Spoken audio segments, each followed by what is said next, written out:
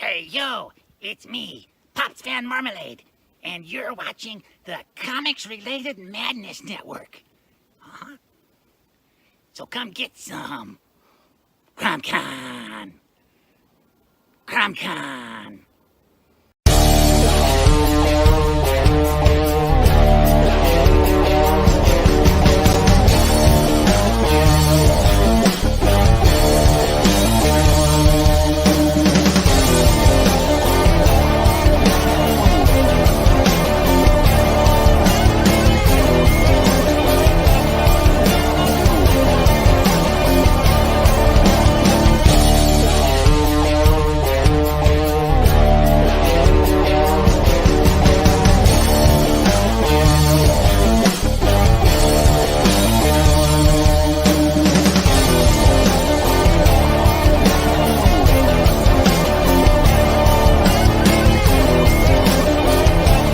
Madness Entertainment Group presents the Madness Comic Network with original programming and additional comic-related content. Hey, we want to shout out to our sponsors, Daytona Beach Comic Con. If you are a fan of comic books, if you're a fan of comic book conventions, and if you like meeting comic book creators and getting comics and comic-related stuff, then you need to make your plans to attend Daytona Beach Comic Con. This year's show is September 7th and 8th. Silverline will be there, so you should make your plans to be there too. We'll see you there. If you like comics and find yourself in the Orlando, Florida area, doesn't everyone come to Orlando at some point in time to see the House of Mouse? But when you're here, you need to make it a point to visit Coliseum of Comics, especially the one on East Colonial Drive. They carry Silverline Comics, even a limited edition Coliseum of Comics version of our comics. So, when you go, be sure to ask for Silverline Comics and tell them we sent you. OCD stands for Orlando Collector Deviants. OCD, Steve and Trish, they're a family of geeks who promote geek things, particularly those around the Orlando, Florida area. They're big supporters of Silverline, and we think you should be supporters of theirs too. Go give them some love. If you are an independent comic book maker and you need to get your independent comics made, you need to look no further than Kablam Digital Printing. They print our books, and they do a bang-up job. They're not only trusted by Silverline, but many, many independent comic book makers. Head on over to kablam.com and see for yourself just how easy it is to have your comic printed by them. And tell them Silverline sent you. Hi, this is Tim TK, host of That Silverline Show on Tuesday. Join us at 11 p.m. Eastern, 8 p.m. Pacific every Tuesday night as we discuss pop culture and the joys of making comics. Hi, I'm Barb Kilber, co-host of Silverline's Wednesday Wham. Join us each Wednesday nights as we discuss comics, literature, movies, and anything else that may catch our attention. I'm Roland Mann, and I host Silverline's Silver Sunday. Join me every Sunday at 8 p.m. Eastern as we make mine Silverline.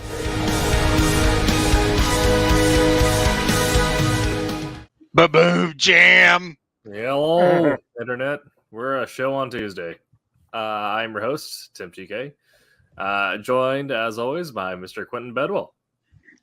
Hello, everybody. Welcome to a Silverline Show on Tuesday. Happy to see you guys. Yes, and we're also joined by Jose Fuentes. Keep it down. I'm still sleeping. That's fair. Yeah, but we are the low effort, relaxed show. The West Low effort. And we're going to be talking about how to start reading comics. And this is a question that comes up every now and then, especially from the friends who get into it from the recent popularity of the MCU or anything like that. Are like, well, I want to read comics, but I don't know where to start. There's like 50,000 issues. So we're going to be talking about the best jumping on points, the pros and cons of how you collect them. Should you collect floppies? Should you just go for trades? How dedicated do you want to be from the get-go? So that'll be our topic of conversation for today. Before we get into it, it's been a little bit since we had Jose on the show. So how have you been doing, sir? I have been well. Good. I know it's been a minute, right? Yes. It's been forever. You look good, Jose. What are you doing? I am trying. I try to get out. Yeah. My kids drive me crazy. They're on summer break, so And That's- yeah, that's pretty much it. That's fair. I haven't done a lot. I haven't watched a lot. That's not true. I've actually started watching Andromeda. Like Gene Roddenberry's Andromeda. Yes. Never saw it before, so Classic. I was like, okay, cool. Yeah. And then I've never that, seen and it. I started watching Resident Evil on Netflix. Ooh, I need to start watching that because That was. I think I'm like 2 or 3 episodes in. It's interesting. I know the voice of Savala from Destiny is playing Wesker. So yeah. I like him, so I'm interested to see how that goes. Like that dude as an actor is just really cool. Like he's been in a lot of stuff. Yeah. Well, he's also the concierge in John Wick, I believe. Yes. Yeah. Like if you've never seen Parabellum, he's the brother with the shotgun. Yep. Yes. So good. If we're talking about the same guy, the first time I saw him was I forget the name of the show, but it was really, really good. It was on Fox. I can't remember. Never mind. I can't remember the name of it. Perfect. Oh well. All right. Well, we are, like I said, we're talking about how to jump into comics.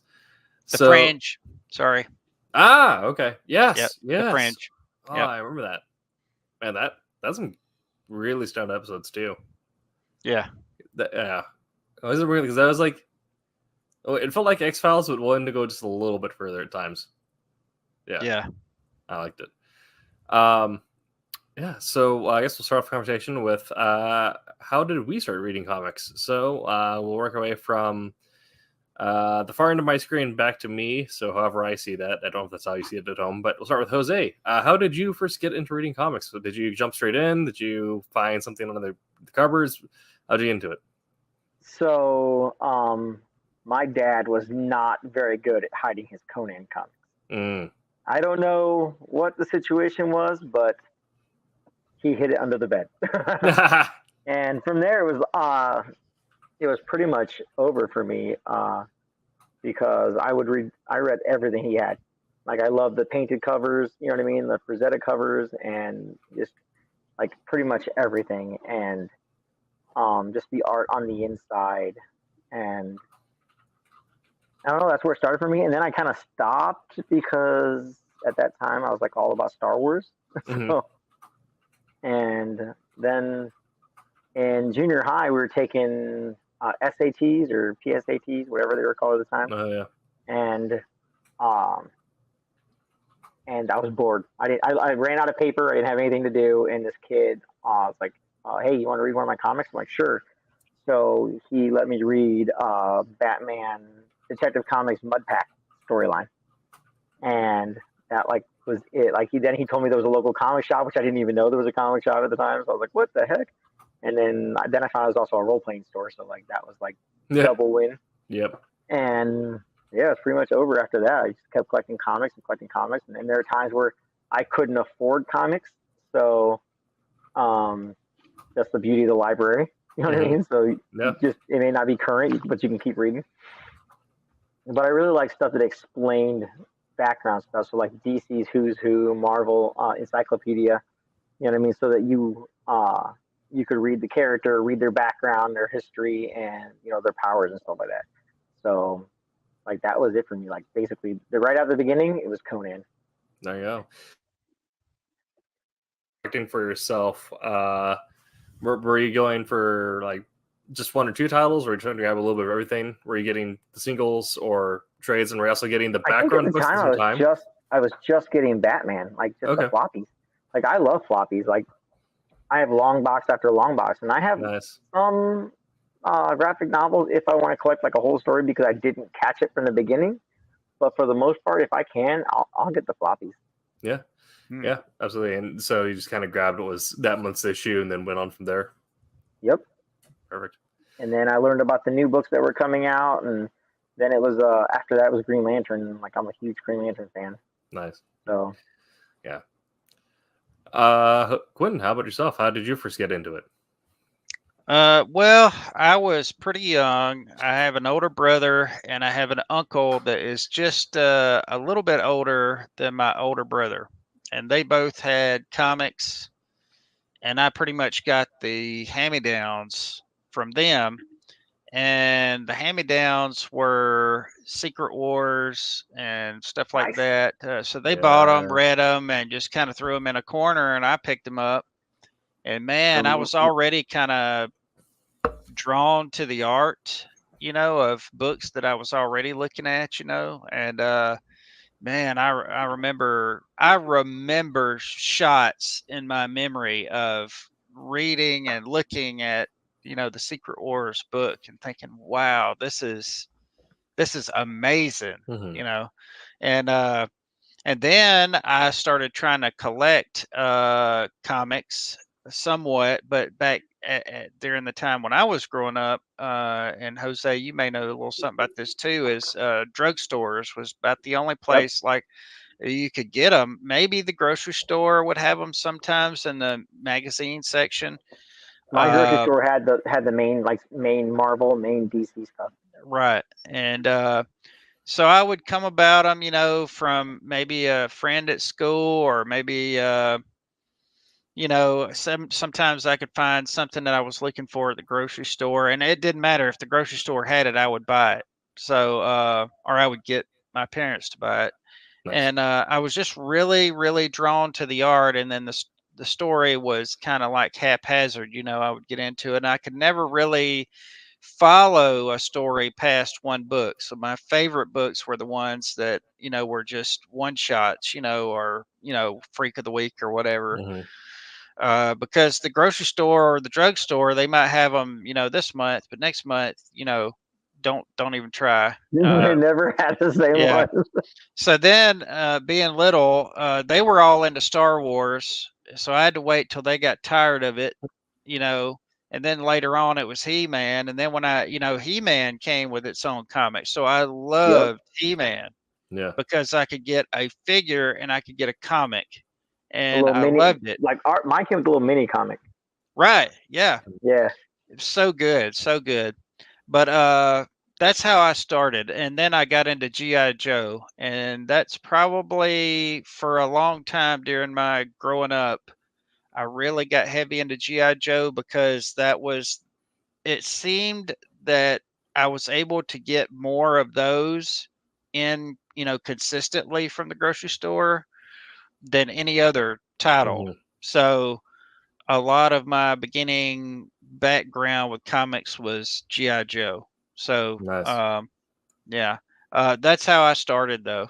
And then, since then it's just kind of been getting out and then getting back in, and then having a friend, in school that, well, they were into Spider-Man. So I discovered Spider-Man, and then from Spider-Man I discovered Todd McFarlane, and wow, I was like, man, this guy's awesome. And then the other guys, and then it went into Image, and then it went into, oh wow, it was just now I've given you my whole comic life story. So funny enough for me, it wasn't Todd McFarlane. It was I enjoyed Eric Larson. Yep, Eric Larson, his run on Amazing Spider-Man. Yeah, I tell you, the way he drew Venom and the way he drew Punisher in the 300s, it's around 330, 333. I think he did a run from 330 all the way up to like 337 or something. Amazing.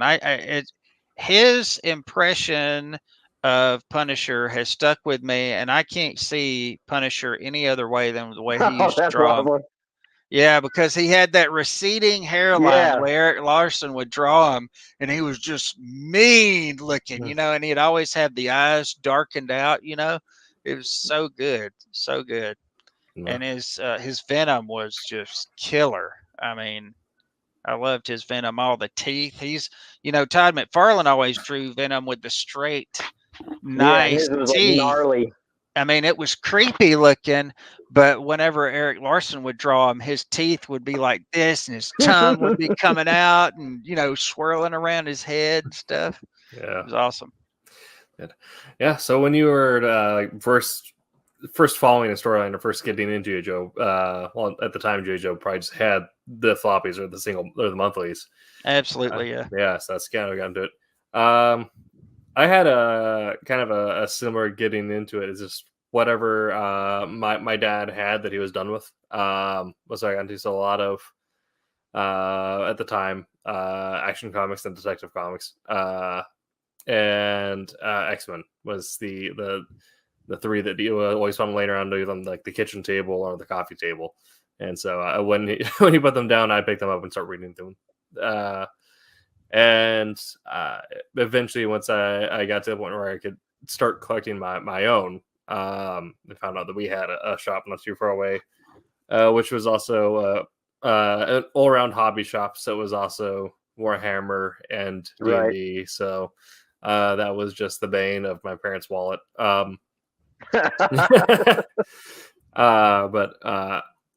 I was at the point I kind of had the same issue where at my age, getting into collecting comics was already at the point where they had started doing big events and realized that big events sell. And so comics were always done, or you didn't really have like a monster of the week anymore. It was more just like, either sold in arcs. So it was, X-Men Deadly Genesis 1 of 4. Yeah. Wow. I remember Deadly Genesis. It's Deadly Genesis was the introduction of Genesis. Yep. And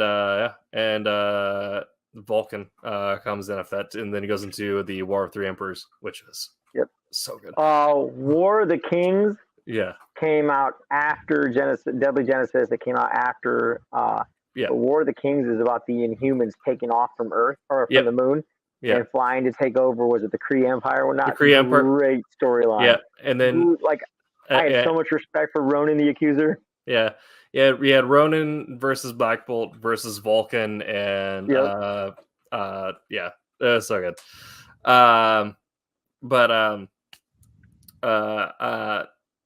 So I just kind of I tried to find issue ones where I could find them where like one of whatever's, but that was how I got into it. That way, I was the guy who I didn't want to find like, start reading from all the way from the start of the year or wholly from the start of the run, but I at least tried to find like the start of whatever the current arc was. Right. And then once I realized trade paperbacks were a thing, that became my way of purchasing, getting into a new storyline, was I'd find the most recent trade and then use that as a leaping off point. So we'll kind of talk about the different modalities that you might have if it's your first time buying a comic and you walk into a shop and realize that there is a bunch of different options before you, and everything. There's a lot of backstory. The probably first thing that's the most common is just reading whatever is available. This is probably more so not if you're just getting into it because you saw a movie and like the character and want to read more. This would be if your parents or your older siblings are also nerds. And how we'll kind of get started is, whatever is in the house, that's what you read. And it's also probably the most straightforward because you don't make any decisions. It's all kind of presented to you. Yep. Yeah. However, then, if you rely on that method for too long, the downside is you may not explore every character available, and you might not find someone who really resonates with you. The nice thing about comics now is that there is a character for everybody. There really is. Yeah. But then we'll kind of tie that into just walking in and buying whatever floppy of the month is currently out there. I actually have a thing about that, right? Mm-hmm. A good comic shop owner, and not to knock anybody in particular, right? Because I won't mention any names, but a good comic shop owner, one of the first things they'll ask you if you're new into the shop is like, hey, what do you like to read? What are you interested in, right? And I've had comic shops where you walk in and like, hey, you've never met me in my life. That. Like, it's such a bother to, to have to interact with somebody new in the store. That, like, I know what I'm looking for, but you don't know that. Yeah. So, like, a good comic shop owner or employee will ask, like, hey, what, how you doing? What are you interested in? What do you like to read? You know what I mean? And go from there. Like, I know that my shop, the guy I go to a lot, that's one of the first things he asks. And I commented on him about it. I was like, dude, you That's even awesome. asked that to my kids. Yeah. You know what I mean? I came in to see you, and you asked that for the first time, and you asked my kids, hey, what do you like to read? What are you interested in? You know what I mean? So he's very, very quick. Like any good employee should be quick to like say, hey, let me see if I can find you something. Let me see if this is something you're interested in. You know what Absolutely. I mean? Yeah. And that helps to bring customers back. That helps to bring readers back. Otherwise, you're just gonna. I mean, I had a comic shop guy that he would kick, like if he didn't get his books in right from like Diamond and whatnot, he would kick boxes and cuss. And I'm just like, I'm sorry, I'm not coming back. You know what I mean? I'm a dedicated comic fan, but I don't want that around my kids. You know what I mean? Yeah, absolutely. So, Yeah, definitely. like, definitely check your local shops and ask. You know what I mean? Ask questions, or they should ask you as well. But like, man, I've seen people like get turned on to comics because like the employees were engaging. You know what Absolutely. I mean? Yeah. So sorry, I interjected with that. Oh no, that's good. That's the entire point. Yeah. Oh, that's good stuff. I went to, I think probably since the last time I was here, I went to Corpus Christi to see some family, and I went. My brother-in-law took me around to a few shops. We were doing like a toy hunt, comic hunt, and Nice.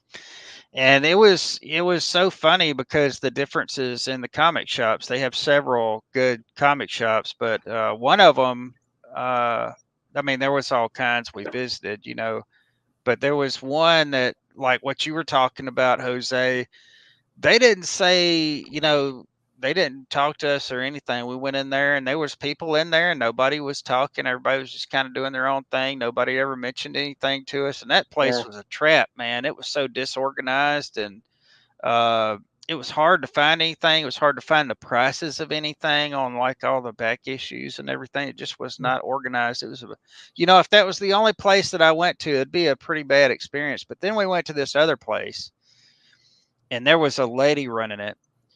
Man, I've never seen a comic shop so organized. And I mean, the prices were very easy to see. Right. Everything was where it was in alphabetical order. She had stuff on tables. She had her back issues in the right place, by the way. A lot of times you go for any back issues and it's like, you can't, it's just a mess. But it was so good, and she spoke to us from the time we came in the door. She didn't over talk us, like there's that. That's a thing too. But she asked us all the right questions and everything, and I ended up buying. I haven't bought a Spawn book, even though I love McFarlane. I love his figures. I buy his figures.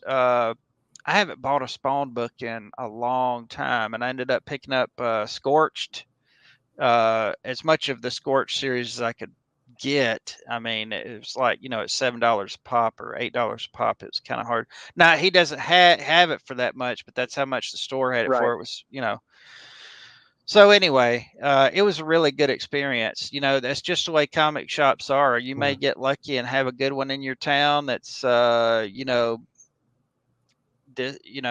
really organized and really well run. You may not. But the good thing about comics, unlike games, if you're into gaming, it only takes you, with a comic, you sitting down with a comic, you go in, you buy what you want, whereas like, if you play Magic or something, you have to kind of have another person to play with, or if you play any tabletop games, you kind of have to have. And you kind of go into a shop and you stay there a long time, and you will eventually, learn who people are, and you'll eventually meet people and stuff. That's always good. But yeah, that was another thing that I kind of left out was my best friend when I was growing up. His parents actually started a comic book shop, and that was one of the things that really got me into comics. When I got older, I'd kind of gotten out, and then they had bought that comic shop, and that, like, I'd never even heard of a comic shop before then. Yeah. And he also got me into Magic. What a turd. What a turd. Yeah. There's no time for taste. Yeah. And there's definitely something to be said about making conversation with the shop owner. When one of my favorite experiences with a shop down in Orlando, right across from the Full Sail campus, called A Comic Shop, which is kind of a hole in wall, and then there's a full scale restaurant in the back where we'd also go there for what they played WWE pay per views there, so we'd go there for drinks and WWE on Saturday nights for the pay per views. But I went there for shop, and my girlfriend at the time was just getting into comics because I was into it. And he wasn't the owner; he's just one of the employees. But he seemed like a guy who either had read everything they got in, or really at least was reading the CBR digest to know where storylines are picking up and where they're ending. Right. Because he was able to summarize whatever is on the wall. He was able to tell you where exactly that was to tell you. So she's like, "Well, I like Elektra." He's like, "Okay, great. We'll avoid this one. This is the middle of a storyline. You don't want that. This is the start of one. This is a collection of something else."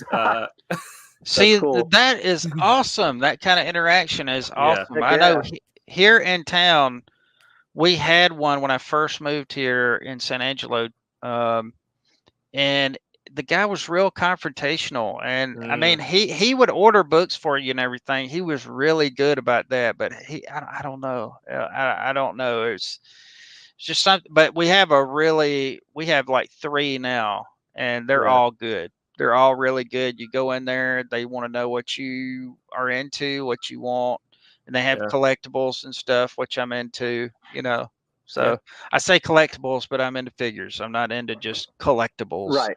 Right. I don't buy pops and all that kind of stuff. I know a lot of people are into those. I'm not a pops guy. I do. Yeah. I think they look cool, but I'm into so much stuff already. So I don't usually do pops and whatnot, but I had to pick this up, not to interject, but because one of our final assignments at the Cuber School was to draw ourselves as a Star Wars character, and I got picked Hondo, right? Oh yeah, Hondo Ohnaka. So I had to get the Hondo Ohnaka. Speaking of McFarlane, this is a rare one, but this is the Mecha Venom. Oh, nice. Oh, that's neat. Yeah. But yeah, like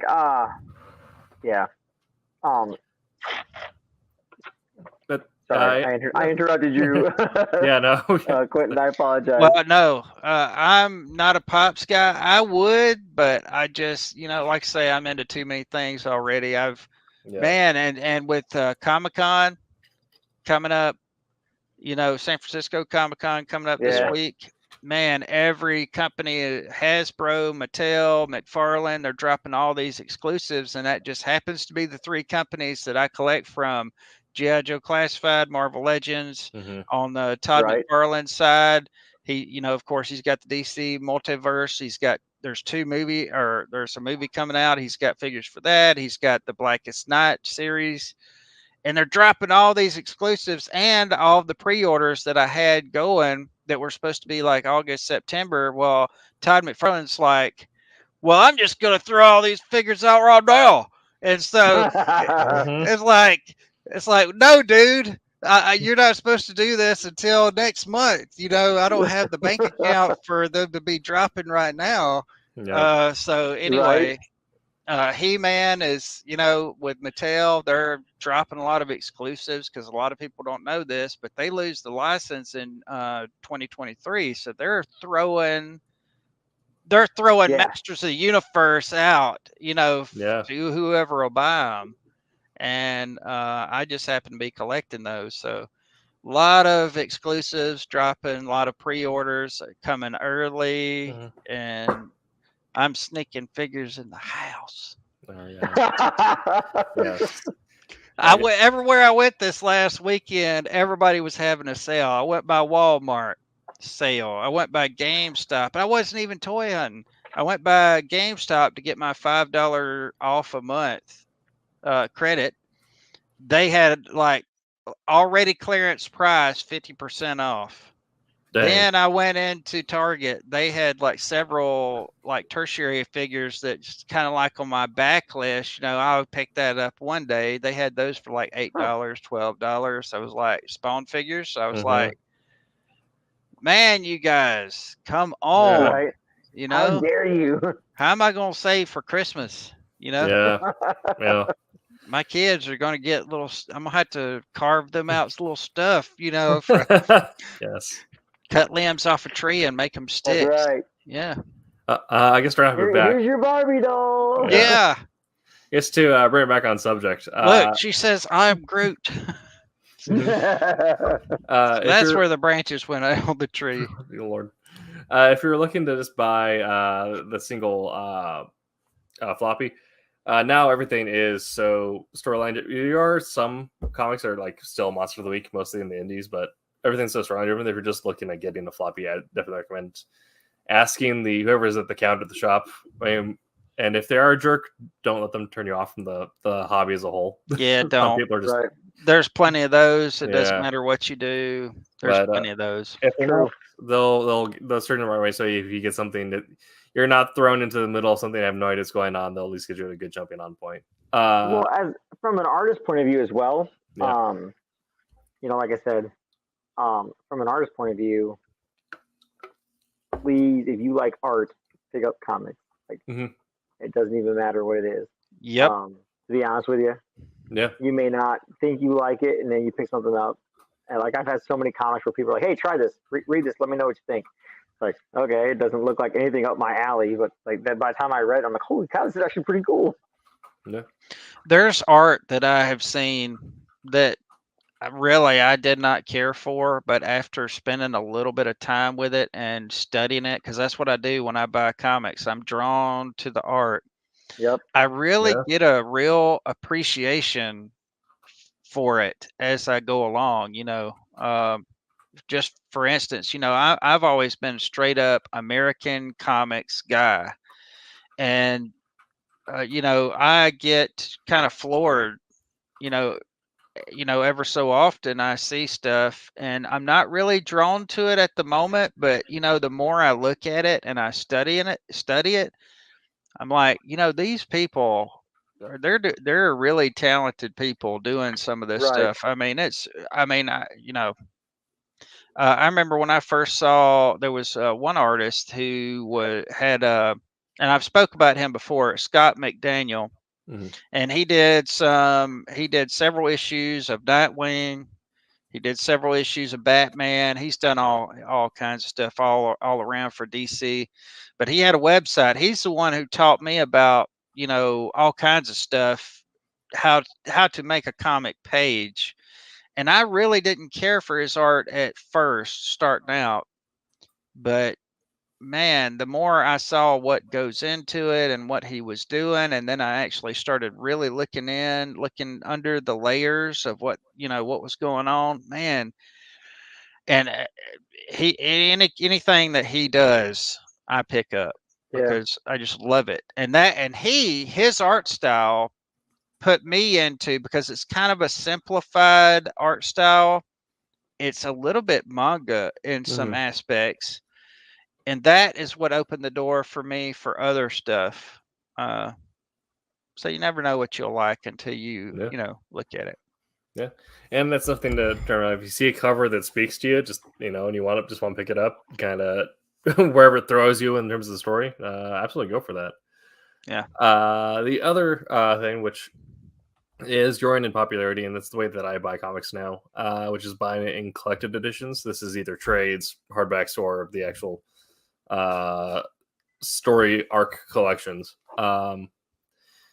And if you are first time getting into comics, and maybe you're a novel reader coming in before that, and you want to be able to sit down with a full story start to finish, with room for sequels or whatever, because comics are the story. Comics is the art of ending everything on a cliffhanger. But if you're wanting something you can sit down from start to finish, that might be something more so, which look forward to getting the collected versions, because if you're just getting that trade paperback, usually now stories are designed to run in 6-issue arcs. So at least you're getting that full, someone's cat is going. Sorry, it's my cat. Give me 1 second. You're getting he is getting on to you about something. He is a needy cat. If he can't find the other 2 cats, he will meow until they come out. My favorite thing is we have a cat that we have a toy mouse for her. So like 2 a.m. we'll just hear something come from my door open the door. It's just her with the toy mouse in her mouth looking at me going but Time to play, human. Yep. But looking for a trade or something, you're going to get at least a full story arc. I mean, not resolution of the villain, but or if you get like a collected like the trade paper, like the hardcovers or the collected arcs, you're going to be spending more cash on that, but you're going to get the full arc either of a character or of a conflict with villain, everything from beginning, middle, and end. So I like buying a comic to sit down and read through like for a full weekend. So that's how I prefer to buy my comics now. Yeah. Dear viewers, this man is crazy. Buy floppies. My strategy for storylines, like you were talking about for six book arcs, was to pick up one, see if I liked it, and then wait for the trade to come out. And that was and that's what I did. But like The Blackest Night, I didn't read it till just a few months ago. Yeah. And that thing's been out for a long time. That was awesome. Yeah. Well, what it is I had gotten out of comics for a little while, and I'd gotten away from it before I was able to pick it up. So anyway, I did end up getting it. Love it. Oh my goodness, love it. It's such a good purchase. I won't judge you like I do, Tim. It's okay. Yeah. Mostly how I pick up comics is usually by artists, but that's because I am drawn to the art. If it has Terry Dodson on it, if it has, Capullo, if it has, I mean, there's just a list of artists that I have that if it's got their name on it, I will buy it. I will pick it up. Now, if there's one that I'm looking for the storyline, which is not often, then I will buy one and wait for the trade. That's usually how I do it, but sometimes I can't wait. And I think with this Scorched, I'm not going to be able to wait. I think I'm going to have to buy them, There's a few arcs that I still collect monthly. Our friendly local comic shop did close down. There's one that's on the north side of town, but that is too much of a drive for me to make weekly. So I do I now collect them digitally, and then I'll go over there to pick up the trades or hardbacks when I want. I think you just stabbed me in the heart, man. I know. Digitally? Come on, guy. Yeah, but if you want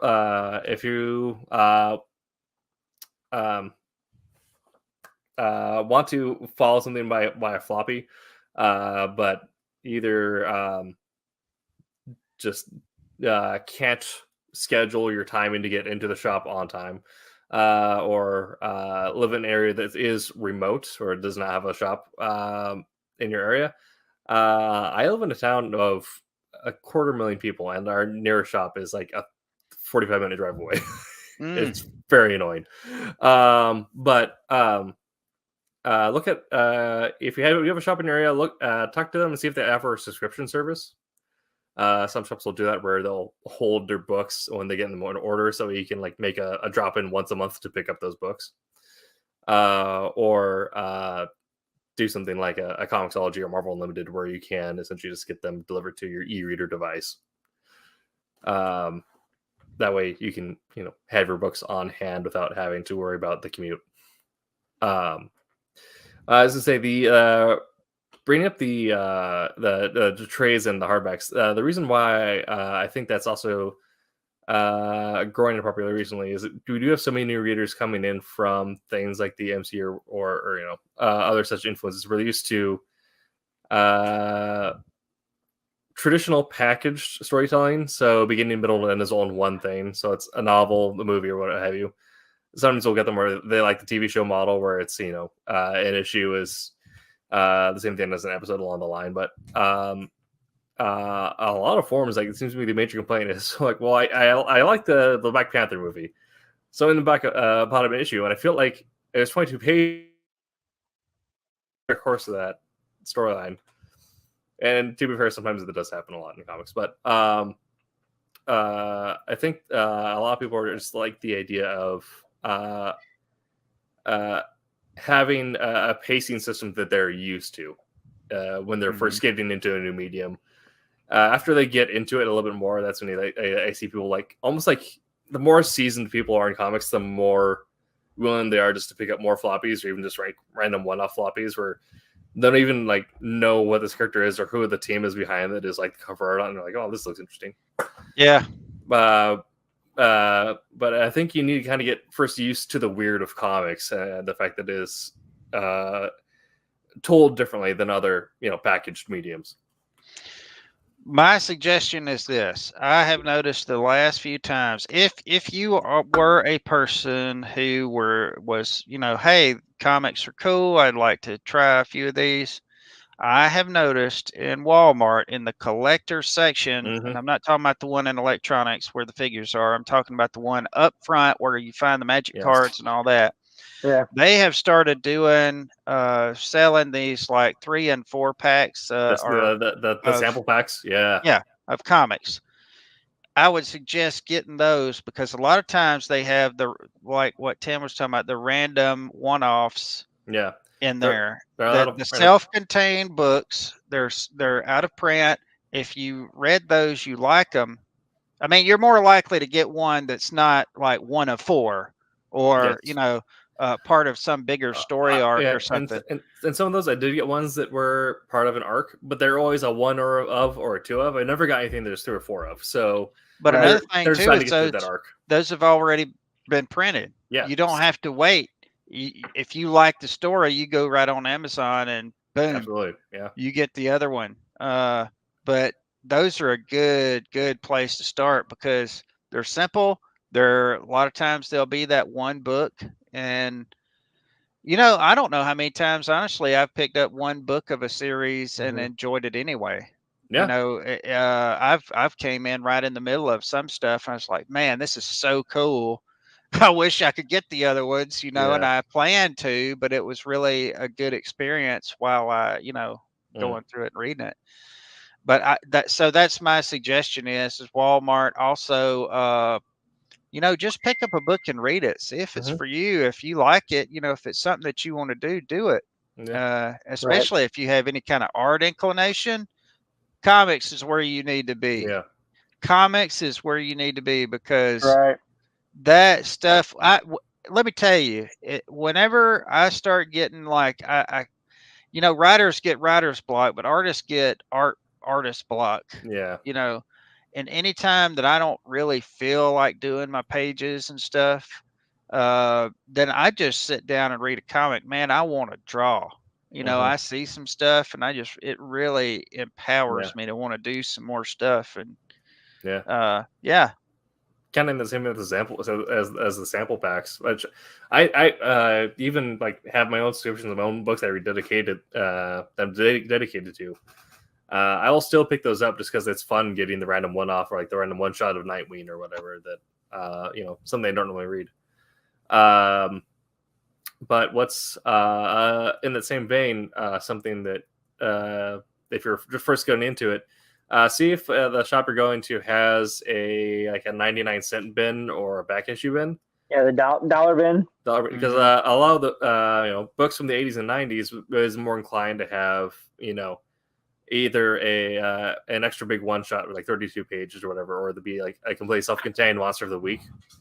Especially was it the annuals and the giant sizes? Yeah, they had like those. They made to me anyway. They made so many of those back in the day. You could like DC did anyway that you could like go just pick up one. It's like it's a huge story. Like especially the annuals. The annuals are usually like self-contained one story. Either it's gonna connect to start a new storyline because the annuals were always meant to like start new storylines.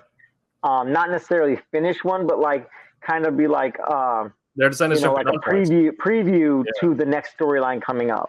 Yeah, they're designed as jumping on points. That way, if you got introduced, you could get introduced to a couple, like a handful of key characters, and then see where the story is going. But it usually was self-contained or anything like that. But yeah, getting your hands on one of those is great because it gets introduced to new characters who you might fall in love with, but also gives you one large together, but getting those older issues also gives you some of the history of characters, because if you're interested in anyone from the big two or even Image at this point, or Dark Horse, they've all been around also. Like, we're talking like 20 plus years of history for each character. Right. So getting able to just get some of the backstory, it's a fun to get into that. Which leads into the next question that people will tend to offer up when we recommend them getting into comics, or if they're just thinking about it, is, do I need to read all of this character's backstory in order to get into it? No, absolutely not. Yeah. Whenever I first got into Spider-Man, I had no idea where Spider-Man came from. I was reading a story about a man who had the ability to shoot webs from his hands. That's all I needed to know, and he could stick to walls. And as it progressed, I figured out, just by cues in the story, different stuff, Yep. And honestly, the origin story, there's plenty of comics that start off that don't give you the origin, Mm-hmm. And I love those, because you don't know who it is, how they got to be how they are. And, you're just seeing a character that has these abilities going forward, doing these things. I didn't know the story of Black Adam for years before, and I'd read stuff with him, and he was one of my favorite characters. I never knew how he got to be who he was. I can't say the same. Oh, you don't like Black Adam, or you talking about? I love Black Adam. I can't, I knew right out the gate. As soon as I knew who he was, I looked for the who's who that had him in it. Yeah. Because I have to know what they can do and what they can't do. So many times we would have conversations, and even my brother, who is not a comic book person at all, at all. Well, if I find them really interesting, I'm gonna do some digging. If it's my brother something will call me up and be like, just call me hey, what's going on? He's like, I hate you. I'm like, why? Yeah. I just watched Supergirl with some friends, and I had to explain to them the actual origin of Supergirl, and I should not have this information in my brain. Yeah. Well, let me show y'all one other thing that I picked up, and I recommend this. And Todd McFarlane, he's like a friend of mine. He comes over, we shoot pool and everything. He's paying me for this. Not really. Not really, but I just picked this up, and it is, you notice the figure is gone. This is what's called a page puncher. Nice. Yeah. And this is the Black Adam page puncher. And let me tell you, I wasn't expecting much. It comes with a figure and also a card. This is like my favorite figure right now. This is cool. So awesome. I love the widow's peak of his hair. Yes. This is the way are you reading the new Black Adam book? Yes, that's what I was getting to. Is in this package comes the figure, comes a card, and the book. This is one of those one-offs that, let me tell you, it is. You could read this book. It's got good art. It's got a good story that. There's some stuff, obviously, that's maybe happening before. I don't know if there's different comics for the different ones, but let me tell you, this right here was pretty much like a one-shot. Yeah. And I loved it. I've already read this thing twice. I've looked at all the art. I'm studying, because I'm not real familiar with this Tyler Kirkman, but he's pretty good. But I've really enjoyed it. I think he let's see. I think he worked on Spider-Man as well. Yeah. Yeah, he's done a lot of stuff. Yeah. I was looking him up after I read the comic, and he's done quite a bit of stuff I haven't picked up, but value right here, because you get a comic, you get a figure, you get a trading card with it. Which I'm not a big trading card person. If you're not talking about like CCGs. Those are more like collective cards. If they're like was it the multiverse ones? Multiverse just came with a card. They had a little bit of a snippet on the back of some saying or some quote, but it was just art of that particular character. Yeah. I didn't even know they came with those until my comic shop guy showed me the boxes he had and all the cards that came with it. I'm like, oh, that's cool. These just they've been for pre-order, but they just came out right now. They have Black Adam, they have Batman, Superman, and Constantine, and those are the ones, and they are depicted in figure form what they are in the comic book, which is awesome. That's cool. And the figures look nice, but there's also some other page punchers he's got where they have a little 3-inch figure and a comic. And I believe that comic is like it's an older comic out of print comic. And some of those page punchers, if I don't believe they're, well, some of them might be origin stories, but generally those ones are usually, at least they have some sort of explainer in them where they're like, like an info drop thing. But they're like $10 at Target right now. I think they're Target exclusives. They may not be exclusive, but they're like, they have a whole little kiosk there. I haven't gotten into those, but that's so much other stuff dropping. I just can't right now. That's how if you remember Bionicle, that's how they were. Is they had the tube canister that had the Bionicle in it, and then right around the inside the tube was the comic that had that certain Bionicles, either their origin story or an explainer story that it told them what they were doing and why they were there. Right. Well, I know for the ongoing Bionicles comic, Stuart Sager did the art for them. Yeah. But so that kind of answers our question that you have two different styles here. So you don't need to know the background story, but if you like the character, you're probably going to research it. You will. You will if you like them enough. Yeah. And there are different ways to do that. You don't need to read the first 100 issues of any character. If anyone read the first 100 issues of Spider-Man now, first getting into it, I would applaud them, but also they need help. But every now and then you might find something like an issue 0, which not too common anymore. I haven't seen it in a while, but it felt like every 5 years we got an issue 0 of Wolverine retelling his backstory. Right. Yeah. Wizard used to put out half issues. Yeah. And those were like little one-offs as well. Yes. And Jose had mentioned this earlier, but something similar at least. But you can also get your hand on something like a this. Oh yeah, I've got one of those, but it's an older issue. Yeah. This one's is now 20 years old ish. It's in need. Okay, about 8 years old. DC just put out one like that. I think it was like, I want to say maybe 5. Yeah. 6 years ago. McFarlane has got his compendium, and he's also got his every issue up to, like, he's got volume 1, volume 2.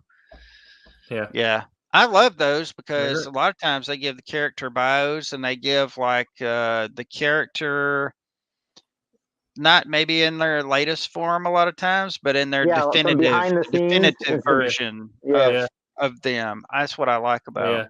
And the way different designs, like this one is really great because it actually includes like the different designs of Agent X, who is like kind of a random in-out character that doesn't really appear as much, but he's one of my favorites. But it gives you like all the details on Agent X. And then if you get one that's annotated, that's great because they'll say like as it goes through their backstory or like their different things they're involved in, they'll say, and they're part of this group. This comic issue is blank through blank. So if that's something that interests you, then immediately have something to go off and Google and spend more money on. And then also fandom.com and other various fandom Wikipedias are also great. Or I have another alternative. Yes. Back the Kickstarter. Mm-hmm. You have the ability where on issue number 3 of Trump's, that's Kickstarting right now. If you back the Kickstarter, you can do as an add-on issue 1, issue 2. Yes. Yeah. And 4 is almost done. As we speak, it's going to be kickstarting very soon, so you won't have to wait for it very long. Yeah. Teen Beetle, I think the one that's kickstarting right now is issue number 2. There's a one that you'll be able to add on to it as well, and also Switchblade. These are new characters. They're like 3-issue arcs, 4-issue arcs. Not a big deal.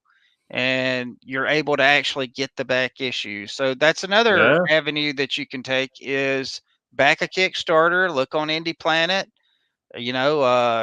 search around on there. You can find some interesting characters. Maybe you haven't, Yeah. like when we talk about Spider-Man, there's been so many movies at this point. Right. Everyone We knows the kind backstory. of, Yeah. yeah, it's like every Or movie think they has do. to hit their, Yeah. the origin story, but anyway, these are new characters, new things that you can get into. Yes. And that's also another thing is, depending on your shop, they may also have indies in stock. So look at Indie Planet, look at Kickstarter, see if they have back issues. If you find something you're interested in, see if they have it's already running, see if they have the back issues included in the package, or if it's an issue one, great. Look at your shop, see if they have smaller presses in stock, like things like you tell them to get those books in. Yes. A lot of times, if you tell them, yeah, that, hey, I'm interested in this. I know, I know the comic shops around here do that. They will order specifically, and like there's a guy, he has like these plastic Sterilite bins, and he has them labeled on, with people's names, and he just slips them in there whenever they come out. Yeah, and people just come by and they pick them up. Depending on the place to look at, if I was up in Portland, all the shops there are super indie friendly. So Marvel and DC are kind of big walls, but they're big walls in the back. The first thing you're going to get into are rotating kiosks that have things like Edison, Arcana, all those different things to look through first. And those ones usually, unfortunately, don't get picked up as often. But what that means for you is that you're probably going to find issues like 1 through whatever on the rack and for you to pick up right then.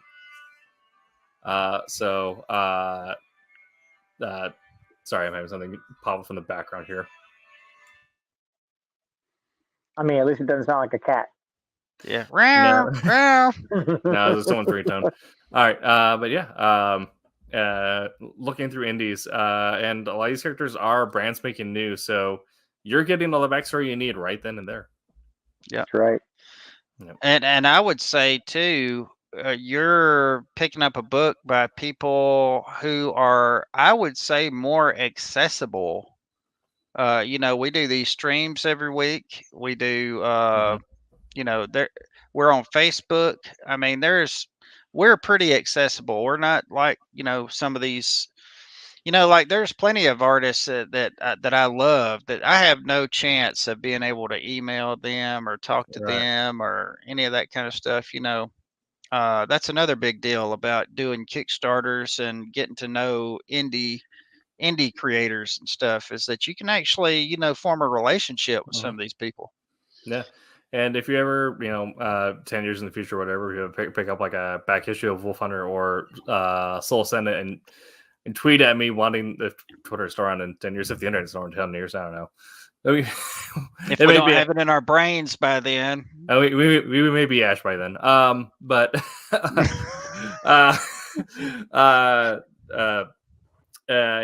If it contact me asking for the backstory of any one of these characters, assuming I'm the same level, I'd be more than happy to, have the conversation and give you the encyclopedia in a tweet. The 37-page dissertation on why this person likes green. Yes. That's what everyone wants. Exactly. Reading comics is fun. And, it is a good getaway, and you don't have to have a poor life to have to want to get away. I mean, everybody likes entertainment. That's why you watch movies. That's why you listen to music. But it's a really good personal way that you can have a little bit of quiet time away from everything else that's probably going on, and have, a little world that you can step into. And a lot of times the stories that you find in these comics, you'll be surprised. It will really surprise you, because in movies, in the movie format, there's only so much that you can do. And if you notice, a lot of movies, they cram, when they try to do these characters, to pick these characters on screen, from somebody who knows, after, knowing who these characters are, they really try to cram a lot of stuff. And then it seems like sometimes they forget a lot of important stuff, or they don't put it in. comics is just an awesome way to really get a good, rich story, and you can follow it. You can follow the character as they progress. And if you're looking at an older comic, like we were discussing before, I mean, hey, you don't have to wait. You can just, if you like it, you pick it up, you like it, you can go on Amazon or whatever and, pick up that thing. And definitely. Whole art. Comics, almost more than any other form, are built or written in a way that you can bounce back and forth. It's like I'll be reading stuff that's current, and they'll go back and find an older trade or older collector to read that. Then I'll go back to something that that I may have missed in between my comics journey, and then go back to current stuff. And it all kind of flows because they all reference each other or build up to each other in weird ways. But you never feel like you get the full experience just by characters referencing something that happened to the past. Going back and actually reading through it is always great. So you never once you start reading something, never feel like you have to keep on going forward. You can always go back anytime and just bounce back and forth on whatever you like reading. And I'd like to throw out there again about the accessibility. That's not just with indies. A lot of times we see these actors on television and stuff. There's people. One of the things I wanted to do before, when I was growing up, I always used to watch Star Trek. I always used to watch Star Wars. I always wanted to meet certain people. I always wanted to meet Stan Lee. I always wanted to meet Leonard Nimoy, who played a Spock. I always wanted to meet, Captain James T. Kirk, William Shatner, and different people, lots of different people. Yeah. And they're just not accessible. William Shatner, he may do a con every now and then. Of course, Leonard Nimoy, he's gone. Stan Lee's gone. But Stan Lee, he would go to cons a lot. Like I'm about 4 hours from Dallas. He was always going to, every year going to Dallas Comic-Con and all that. But anyway, what I'm getting at is accessibility to the creators. There was one of the people that I used to read growing up, Stephen Butler, Roland Mann. I used to pick up Stephen Butler books because they were local to me. I lived in Mississippi where they were coming from. And I always kind of watched their career and watched what they were doing because that's what I wanted to do. Yeah. And I never would have thought that I would be able to be in a space where I could actually talk with them and everything. But now, I mean, Stephen Butler and I, we message on a daily basis. It's awesome. And I'm actually getting to do stuff with Roland Mann. I never would have thought I would have the ability to even, be anywhere close to any of these people. What I'm saying is accessibility. When you get into comics, if you really get in and you really just find that it's something that you love, you can go anywhere. I mean, you may even decide like I did and a lot of others, look, I want to do this. And I would love to do this. I've got a story in mind I would love to do. Well, you can do it. It's something that you can do. And that's another huge deal. If you talk about movies and all that kind of stuff, you have to have crews. Have you ever noticed the amount of names that's at the end of those films? When you're a comic creator, it's you and maybe it could just be you, but it's probably you and 3 or 4 other people. Right. Working closely back and forth. You build friendships that you never thought, people that like the same stuff you like, just like what we're doing right here. We're talking about comics. There's nobody else in my daily life when I go to work or when I do whatever that I'm able to talk about all this stuff to, because they're just not, into it. But here I've been grouped up with a bunch of people who have a lot of the same passions and everything. Yeah. So anyway, that's a big, huge thing about comics too. Is it's when you get into it, it's something that is accessible. And it's also one of those things where, I mean, we all have the benefit of working through essentially a publishing house that connected all of us. But if you're just looking to get into it and doing your own Kickstarter, it could just be you and some of the person you met on Reddit or like Instagram or Twitter. There's tons of people do collaboration requests through like Twitter hashtags. If they do artists for collab, it's an artist who's just looking to draw a comic and kickstart it with you. Well, different venues, right? You're talking about like, cause I know not so much Instagram, but like, was it Indeed? Yeah. Indeed, you can meet other creators who are out there looking for people to collab with. Yeah. And there's tons of people who want to do it too. So you're always going to run into like minds. If you're just a casual reader, or if you're like me and want to get into the writing side of it, comics are a great place of world building. As a writer, you have a lot of room just to make weird things and do fun stuff. I'm writing a comic about in space. If you like reading old comics for the world building and just you can spend hours just researching out and even really reading the comic issue, but different reading issues is more fun. But it makes you a ton of fun in parties. Like Jose said, you're going to get everyone asking you all the details when the amount of people who asked me questions after Eternals came out because no one else had read Eternals. Yeah.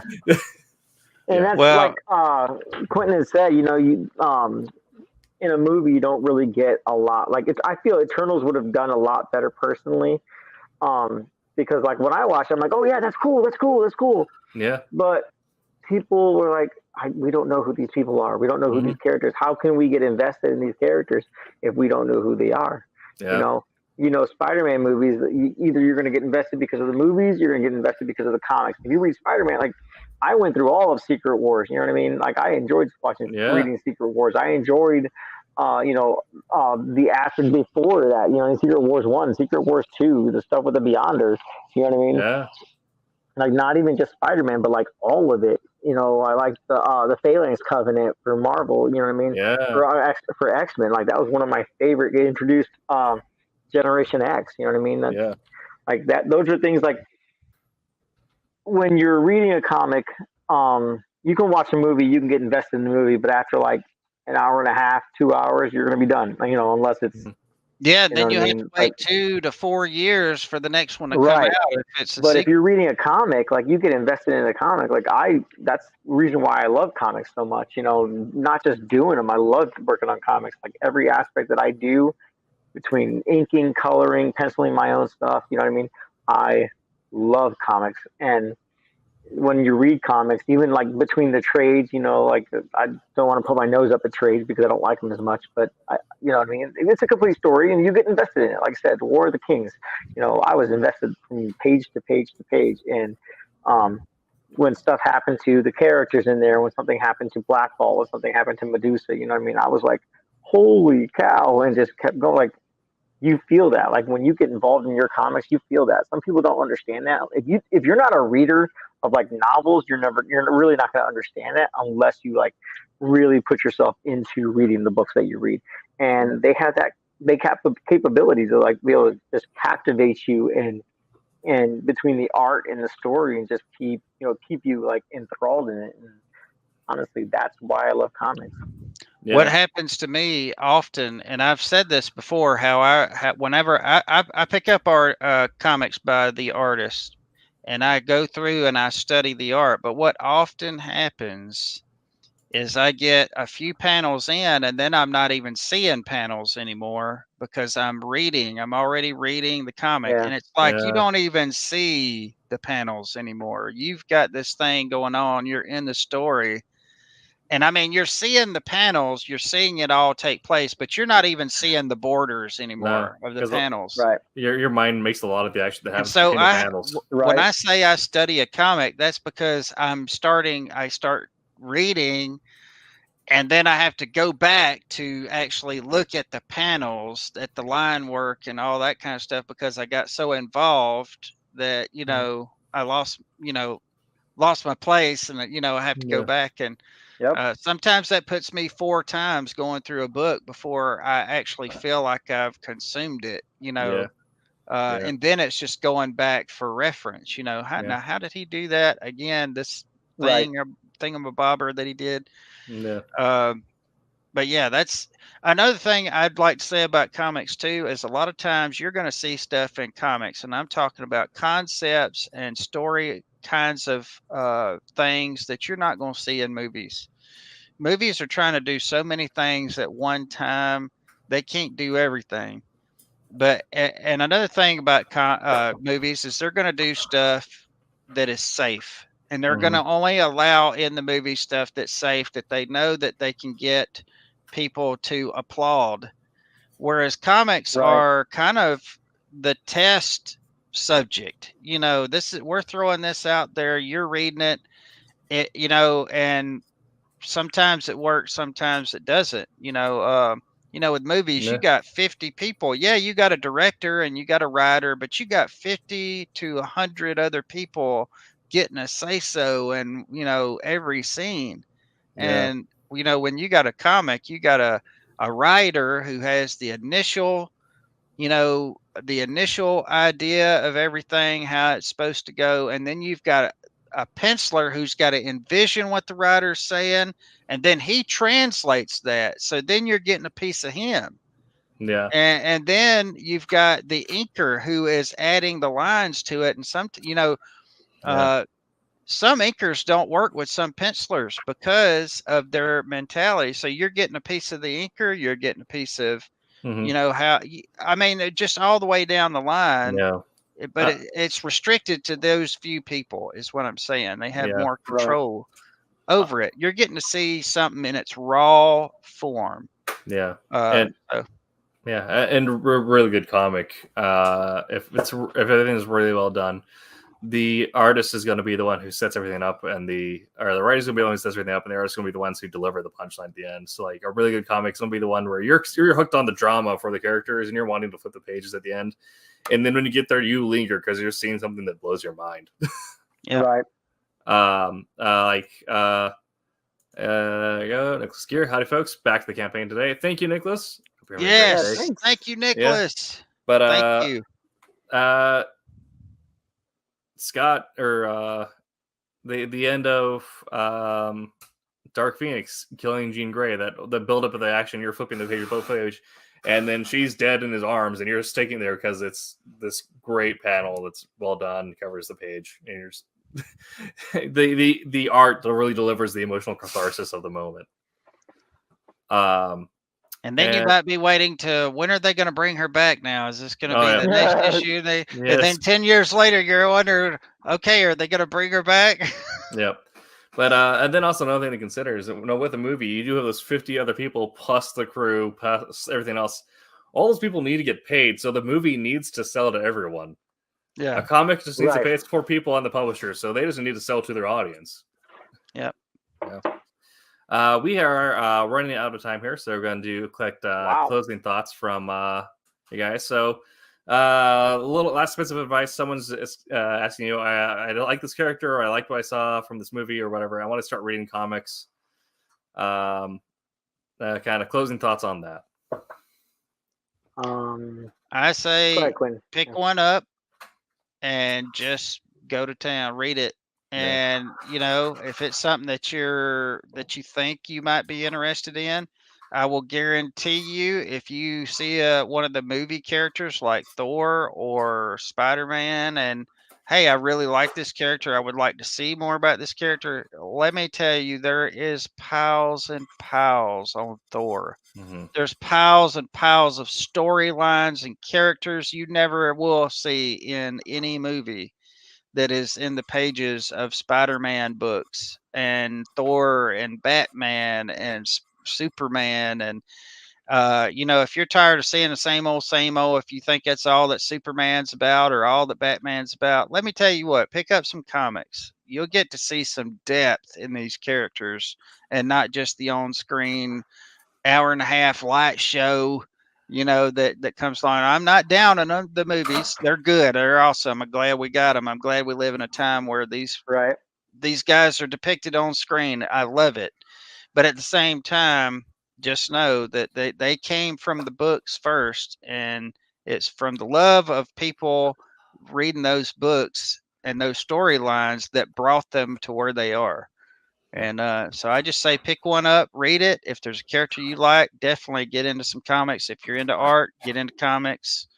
I don't think you'll be disappointed at all. No. And back to Kickstarter. Yes. Back to Kickstarter. Yes. Yeah, I was gonna say that if there's a scene in the movies that you saw, and I think Quentin touched on this, but if there's a scene in the movies, the Marvel movies, the DC movies, a scene that you saw, and you're like, that is the coolest thing. Like, I can't believe that happened that way. It happened in the comic first. Mm-hmm. That's right. Like, And that's before it hit the movies, that scene happened in the comic. That's another thing I'd like to say is you don't know what you're missing in the movies because you haven't looked at the comics, because there's a lot of shout outs and callbacks. Hey, I remember when, they're calling back to this other thing. This is an Easter egg, and then there's stuff like at the end of Thor: Love and Thunder. I'm not going to say anything about what it was, but they have statues, and like it's something to be able to watch that movie and say, look, there's the Living Tribunal back there. There's the, I mean, it's like, you're looking at these things and you're familiar with these things because you know the story arcs and stuff. And even like creators and whatnot. Like I just was watching Suicide Squad with my wife and my daughter, and I didn't see it the first time, but or the 20th time, but evidently I caught it today. But the building they were going into to go save the one person they're trying to get, it was John Ostrander. Yeah, like that's the John Ostrander building or something like that. I was like, whoa. Yep. Like, I didn't know that. Who I'm not sure if you know, but Ostrander worked on Suicide Squad. Yeah. I know we know, but Yes. All right. Well, you can tell we're passionate about comics here. Yes. We really, at a Silverline show on Tuesday. Well, that's like the watching the Eternals, and like I was saying, like we got excited about that because you're used to the characters, but people ask me like why I was freaking out when that's old enough. I'm getting to it when Icarus was the traitor and not Druig. I'm like, well, having Druig not be the traitor is the same thing as having Hellfreezer. Read the comics. You'll understand that one. Yeah, it's like it's like they subvert expectations for the readers. Twist. Yeah, great. All right, and see that was a plot twist for those who were in the know, but for the regular watcher, it was like, it's a little plot twist. No, it's a huge one. You don't understand. Yeah. All right. Well, we've been That Silverline Show on Tuesday. Hopefully this if helped fill you in. So now you have an idea on how you want to get started on reading comics. So we'll see you next week. Until the time, make mine Silverline. Yes. All right. Good job, everyone. Quentin, did you have something else you want to say? I did. Don't forget. Hi, my name is Sergio Cariello, and make mine Silverline.